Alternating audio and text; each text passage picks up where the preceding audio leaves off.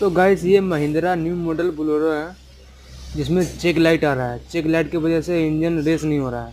ये हो गया तो हम क्या देखेंगे आपको बता सकते हैं, आपको बता रहे हैं। जो कैम सिलेंसर इंजन के ऊपर लगा हुआ होता है वो मैं आपको दिखा रहा हूँ। एक चेक सेंसर यहाँ इंडक्टर के पास लगा होता है। पूरा सेंसर खोल के चेक करना है। इंडक्टर में पेट्रोल सफा करना है, ठीक है। एयर फिल्टर भी देख लेना है अपने को। एक बैटरी बाहर निकाल देना है, ठीक है। आगे का प्रोसेसर भी बताने वाले नेक्स्ट वीडियो में।